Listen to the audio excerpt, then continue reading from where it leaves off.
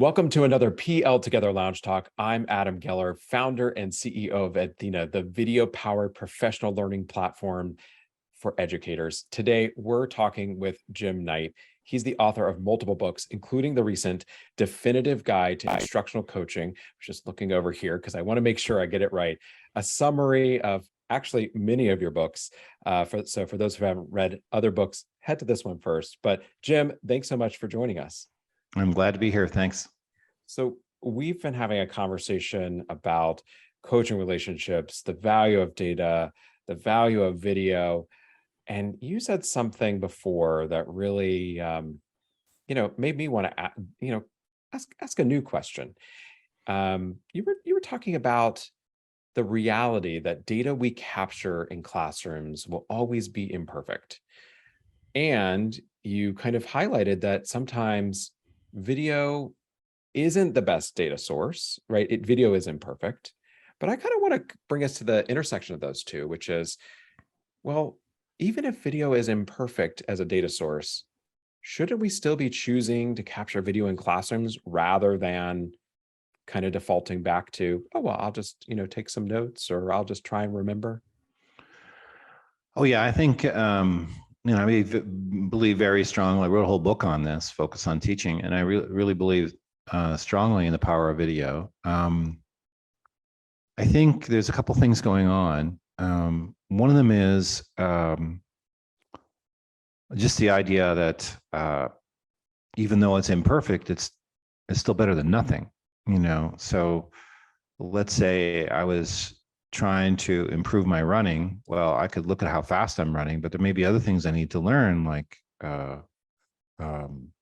what my diet entails. And then when I look at diet, it's not just calorie, but some information is better than no information, because the way I see data, the first thing is it makes the invisible visible. And in the classroom, that's often children. And so one of the stories I tell is about a teacher who had 7 multilinguistic kids in class. And when she watched the video, she realized none of those 7 kids were answering questions. And so all of a sudden, kids who hadn't been seen were seen. And if you've ever seen the movie Moneyball, about the Oakland Athletics and how they use data in the Oakland Athletics, what they say in the movie is there are people that the baseball teams don't see because they're looking for the wrong data. And the hero of Moneyball is data. And so good data helps you see things you don't see. That's what happens in Moneyball, and the Oakland A's, and it's a true story, go on to have the longest winning streak in the history of baseball because of they're able to look at things differently. So to me, the first thing is data makes the invisible visible, and video is the most efficient and the most powerful way to do it, because you cut through your perceptual errors, you cut through your defense mechanisms. But the second thing is data can bring hope, because data helps you see a goal, and understanding what you want to strive for is really, there's no hope unless you have something to hope for. And so the more clear your goal is, the more powerful it is, the more likely you're going to have hope. But hope also involves agency, a belief that I can hit the goal. And so data shows me, you're making progress. Teresa Amabile talked about the importance of the progress principle, that what's motivating for professionals, but probably everybody, students as well, is to see progress. Time on task was 62%, and we're up to 77%. We're making progress.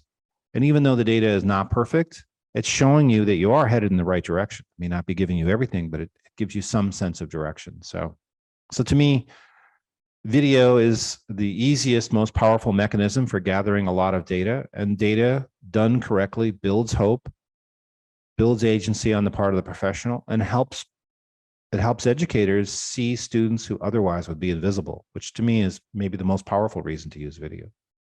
I'm hearing you say that, and it's in my mind, I'm like summarizing this as having this data from video helps you answer the question you didn't know you were supposed to be asking about your classrooms and your students. And I like that phrase a lot. I think that's a really good way to put it. I mean, you in Hitchcock movies, there's this thing that happens, I think it's called the MacGuffin effect. And Sharon Thomas is the one who taught me this.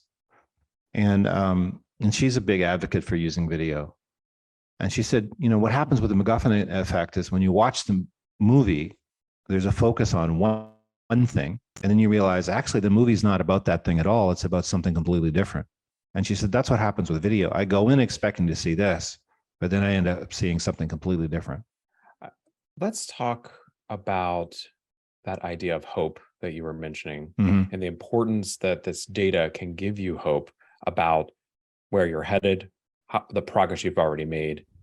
But now I want to bring that alongside the reality, I guess, of the discomfort that some folks feel when having video of their classrooms, or even if they're not in the video, the video of their practice and the impact of their practice. Kind of help us see how those two things touching up against each other is worth it, I guess. Right. Well, there's a lot of research on hope, especially coming from the University of Kansas, actually. Shane Lopez wrote a book called Making Hope Happen. And for him, Rick Snyder wrote a lot about hope, and Snyder actually influenced Lopez. And I think Shane breaks it down nicely. He says hope involves a goal and a pathway to the goal and a belief that the goal will get you there, agency. So where am I trying to get to? Where am I now? How can I get there? And without any of those three things, you don't have hope.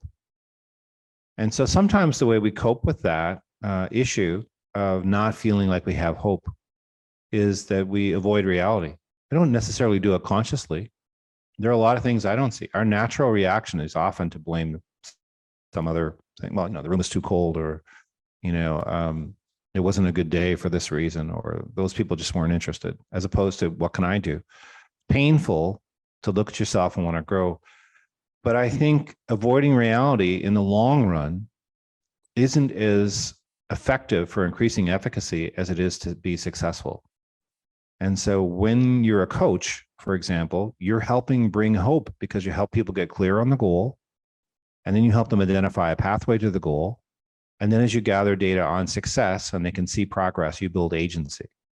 And I think one way to avoid an unpleasant situation is to kind of become defensive and turn your sight away from it. But another way is to develop hope and to actually be successful and move forward. And to me, even though initially it's difficult to see where you are, when you can succeed and when you can move forward, often with the help of a learning partner like a coach, in the long run, that has a much bigger impact on efficacy than hiding from reality. Well, I'm going to have to blame the fact that we're out of time for ending this conversation. But thank you for those reflections. And for those of you watching and curious about what we talked about before this, head to pltogether.org for the rest of this conversation, as well as many more. Jim, thank you as always for being part of PL Together. We appreciate your insight and wisdom. Hey, thanks for the invitation. I enjoyed the conversation a lot. So thank you for your great questions. Going back to one of our earlier conversations, they were great questions. Thank you. That's right.